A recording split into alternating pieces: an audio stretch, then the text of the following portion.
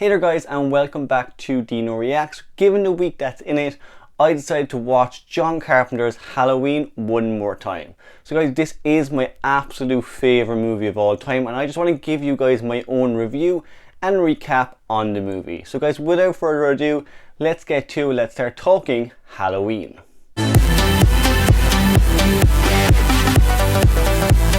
Guys, as we usually do, I'm going to give you guys my positives and my negatives on this movie. Now, given that it is my favourite movie of all time, this review may be a little biased, but I can still appreciate the negatives of this movie. So we're going to start with the positives of the movie itself, and number one on the positives is the simplicity of this movie.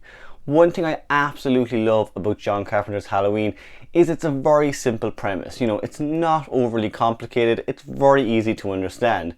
It's essentially the story of an escaped mental patient that breaks out and returns to his hometown to cause chaos and havoc on Halloween night. Now, the movie itself opens in 1963, where a young Michael Myers murders his sister Judith in her upstairs bedroom. So that scene alone, guys, warrants a watch for this movie, essentially because of the POV shot that opens up the whole film.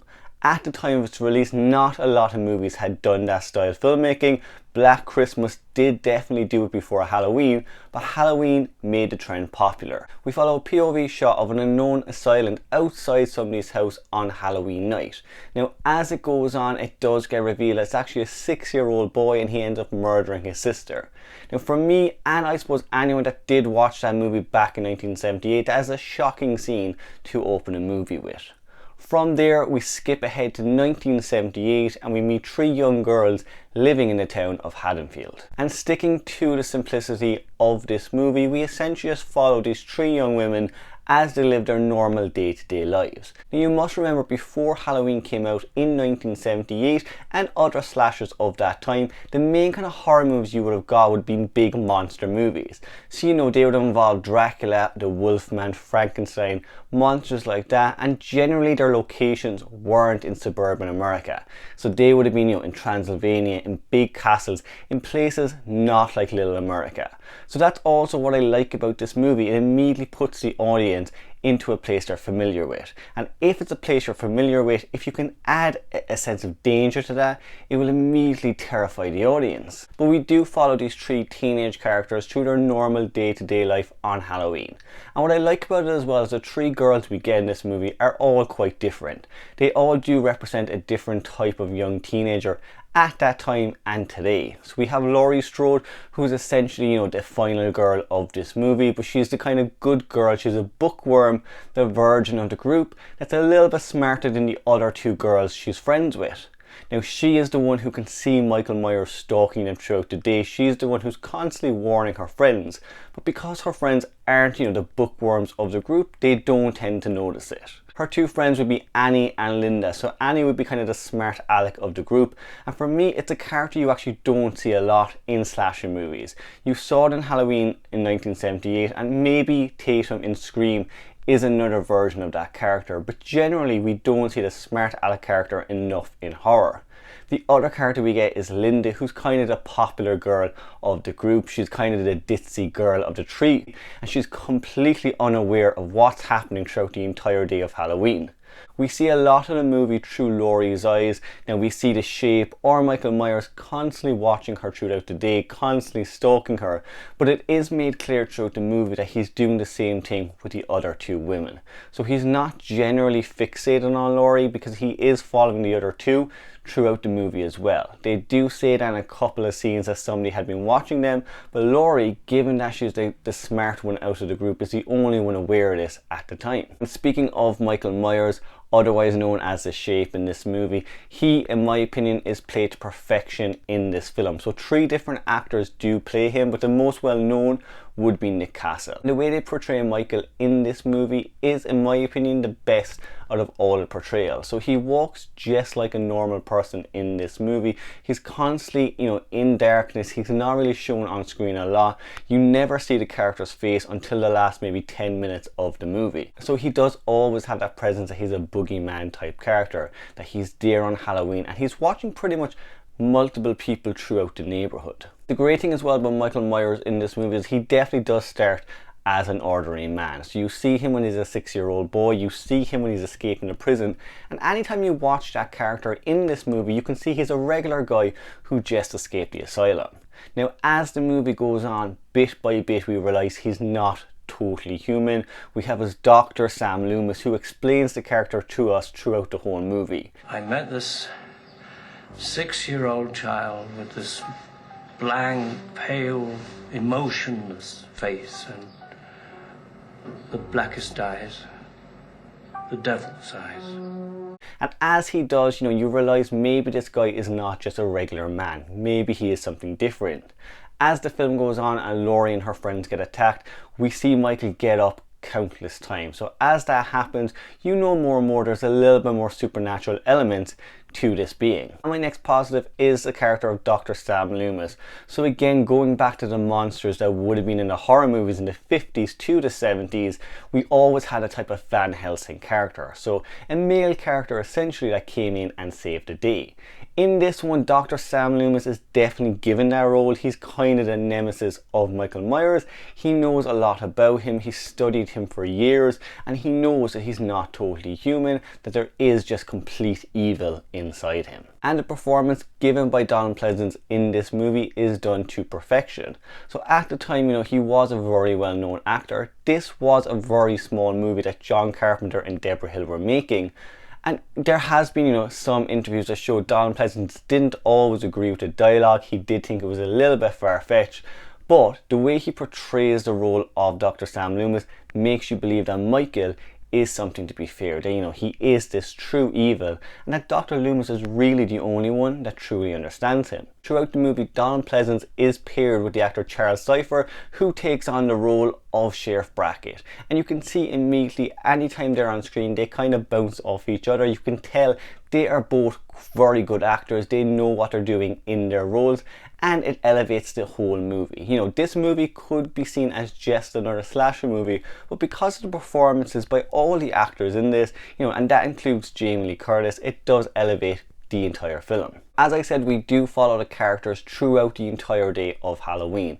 And the daytime shots in this movie, normally in a slasher movie, it is quite hard to make those shots scary. But when you kind of pair John Carpenter's score, his iconic score, to this movie, the tension starts to rack it up. You do definitely feel the dread that something is not right in Haddonfield. Camera work in this is also quite great. There are a lot of long shots where we just follow the characters through a street of Haddonfield.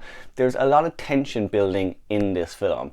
This film, it's not very gory. There's not a huge amount of action scenes. A lot of it is just building up tension. And for me, I prefer a movie like that. I prefer, if I'm going to watch a horror film, that I feel dread that something is about to happen. And of course, when it does happen, there's a payoff. The kills in this movie, as I said, there's not a lot of gore in it, but again, the kills do work very well. And what's nice about a slasher movie is there's not a lot of kills in this one. So again, this is kind of the slasher movie that started it all. Black Christmas did come before it, and I will give that credit, but Halloween is kind of the one that pushed it into the stratosphere and got a lot of new slashers out into cinemas. So the kills in this one, they are quite tame. They're generally kind of people being choked. Annie gets killed in her car, backseat jump scare, and she gets choked to death. And that's the same for Linda. None of the girls in this movie get really horrible deaths. The bloodiest scene really in this is the character of Bob, and it's a pretty iconic scene where Michael is basically, he's hiding kind of in a wardrobe. Bob opens the door and Michael comes out with a knife and pretty much pins him to a wall.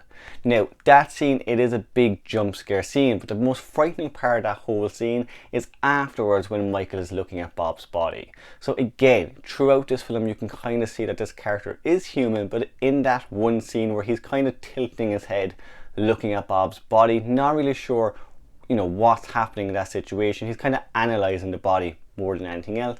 You again realise, okay, maybe he's not totally there, maybe he's not totally human. What I also like about this movie is as it goes on, we pretty much start the movie, out on the streets of Haddonfield, this very safe place.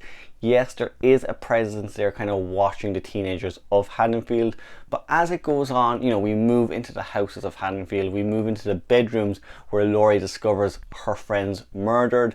That entire scene alone is my favourite chase scene, and it's actually why I love a good chase scene in slasher films. Laurie discovers all of the bodies of her friends up in the upstairs bedroom of the Wallace house, and she runs from one house to the next to protect the children that she's babysitting.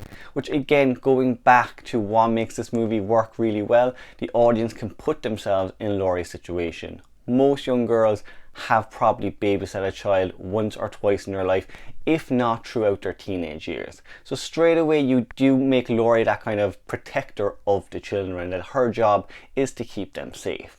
Now again, as I said, we do move from the open area of Haddonfield into the houses, and by the end of the movie we're in a very small closet with Laurie Strode as Michael Myers is trying to get in and there's really nowhere to go. What I like about Laurie Strode in this, even though she's not this hugely badass character, she is a relatable character. She is somebody you can kind of see in yourself. You know, she is terrified, she's trying everything she can to kill Michael Myers. In future movies, you know, maybe right now she's a Sarah Connor type character, but in this one she's a regular girl just trying to survive with what's around her. And guys, my last positive with this movie is the ending of the film. So Laurie Strode is pretty much at the perils of Michael Myers towards the end of the movie, and we have Dr. Sam Loomis, or a Van Helsing type character, come in and shoot Michael 6 times out the window. Now when Loomis goes to check on the body, he looks down and discovers Michael is gone. At this point in the movie, you know, Michael had gotten up from death essentially about 2 or 3 times. So the audience knows Michael isn't fully human, but still, watching Halloween for the first time and seeing Michael get shot 6 times and fall out a window and still manage to get up is a very frightening scene to see. The movie ends with different shots of Haddonfield. We don't see Michael, we just hear him breathing, giving the audience pretty much the indication that Michael could be anywhere. He can come to your little town next. Now, as I said guys, look, I do love this movie. I am very biased towards it, but at the same time I can see where there are faults in this movie. So with my negatives guys, my first one will definitely be at parts the acting in this movie. Now mainly that's just the characters of Annie and Linda. There's a couple of scenes in this, Annie in particular, where she's kind of saying lines and they just don't come across as realistic. They do feel like she's just reading them off a script. It's a few times in this movie, you know, it's not a huge amount of times. There are 1 or 2 little camera shots that don't work well where you can see the equipment in the background. But again, I've always seen this as a very small independent movie. I've always forgiven that just because the score in this is done perfectly. The camera work for the most part is, and the acting by all the other actors keep the movie going. Now, as well as that, this movie, it doesn't have a huge Halloween feel. I did my Hocus Pocus review recently and I did say I loved that kind of Halloween vibe about the movie. You know, normally by Halloween you have leaves, oranges and reds, you have those lovely kind of autumn colours. In this, you don't get this. The movie, it wasn't shot in the fall, so you kind of get green trees everywhere, you know, and it's also shot in California. So the movie itself is not meant to be based in California. Now for me, I grew up in Ireland, so we don't get a lot of that kind of autumn colours anyway. So when I was growing up watching the movie, that never really bothered me. So I never saw Halloween in that way. But as I've gotten older, I've definitely seen those little faults with the movie. Again, I can forgive them because I do love the film, but there are still negatives to it. As I said guys, look, I absolutely love this movie. Would I recommend it? Yes, especially this week. If you can watch this movie on Halloween, give it a shot. With the sequels to this movie at the moment, I would normally say you can watch Halloween 1 and Halloween 2 on the same night. At the moment in time, you can watch Halloween 1 and Halloween 2018 also on the same night. There are many different timelines to this movie, but if you just want the classic, what it was essentially meant to be, about an escaped mental patient who escapes his asylum and goes back to his hometown, this is the movie to check out. I would 100% recommend guys you check out this movie. Up next, I am going to watch a few more Halloween movies. It won't be the movies in this series, just Halloween style movies, and I'm going to do that throughout the week. So guys, if you like this video, leave a comment below letting me know if you are a fan of Halloween. If you're not a fan of this movie and you want to change my mind, leave a comment also. As always guys, subscribe to the channel just so you don't miss another video, especially during the week of Halloween. And until next time, Heidi ho.